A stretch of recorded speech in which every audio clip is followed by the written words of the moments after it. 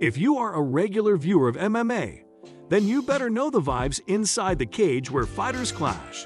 Actually, inside the cage, fighter replies their opponent to, quickly just by winning the game. But what happens when the fight starts outside the cage? Do you have any idea? If yes, tell us in the comments. A series of taunting tweets and clashes between fans are so common in it. So hey viewers, welcome back to the MMA Club. Today we'll discuss the clash between Charles Oliveira and Islam Makhachevs. Are you excited, guys? So without any delay, let's dive into the video. But before that, please hit the bell icon and subscribe to the channel to get every single update about the channel. Actually, it considers rude if any fighter challenges the basic game of any other fighter.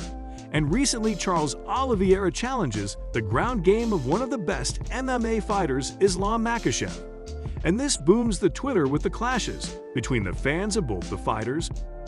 Islam Makhachev started his professional MMA career in 2011 in the M1 Global promotion. The former UFC lightweight champion is undefeated in his last 11 bouts. However, he lost his championship after failing to make weight for his title defense against Justin Gaethje at UFC 274. In round 1, Oliveira submitted the highlight. Oliveira will be one half of the next lightweight championship battle, since the lightweight belt is presently vacant. Makhachev has been itching for his chance, but Oliveira believes he hasn't earned it. Oliveira told, "I've never backed down from a battle, and the lightweight champion's name is Charles Oliveira. Is Islam a harsh guy? Yeah. Did he face any major names? No. He's on a roll, but who did he fight? On the ground, no one has had an answer for Makhachev, but the UFC's all-time leader in finishes and submission victories isn't scared." Oliveira said, "I'm not interested in his fighting technique. What he does best, I do 10 times more." If he believes that taking down everyone he fought on the ground is the same as fighting Charles Oliveira, he is utterly mistaken. Instead, Oliveira has gone for the sport's biggest star, former UFC dual champion Conor McGregor. Oliveira remarked, "It'd be a great battle for me. It would put a lot of money in my pocket, which is the most essential thing right now. It would also be very beneficial to my legacy, to include it in my tale. Whether he's coming off a loss or not, he's a person who's created history. So I think it'd be amazing.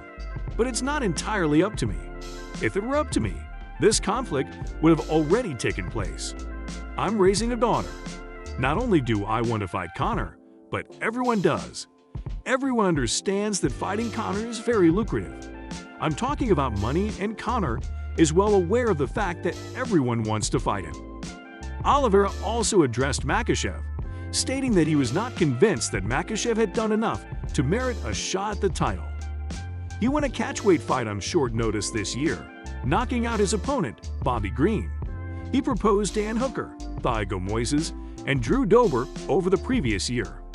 Islam Makhachev is well known for his grappling abilities, which are enhanced by his combat sambo training. He does, however, have one of the highest stand-up IQ in the UFC. With 0.77 strikes absorbed per minute, he holds the record for the least hit fighter in UFC history. Islam Makhachev is light years ahead of UFC legends like Charles Oliveira in this regard. Adriano Martins knocked him out at UFC 192, his only loss in 11 years of MMA. In his previous fight, Islam Makhachev knocked out Drew Dober in round 3 with 102 strikes and 3 takedowns. In return, Dober only hit him 14 times. As a result, the Dagestani had only been hit 131 times in his entire career prior to UFC 259. Oliveira is no less determined.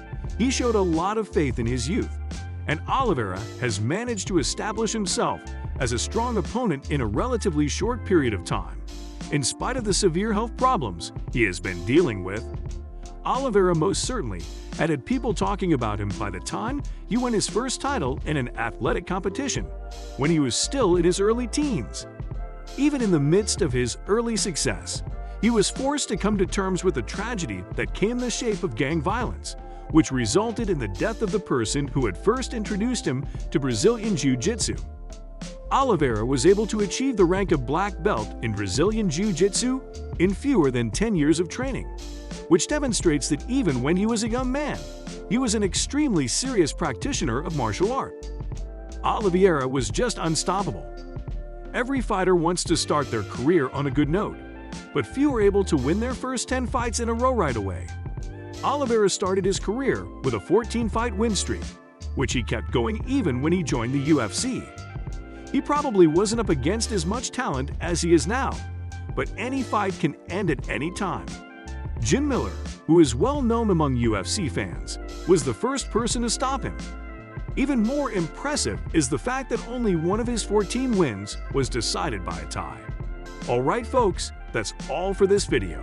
I hope you enjoyed it. If you did, then give this video a thumbs up and smash that subscribe button and press the bell icon so you will never miss any update. If you have any questions or queries in your mind, tell us in the comment box, and also check out our channel where you find really cool stuff.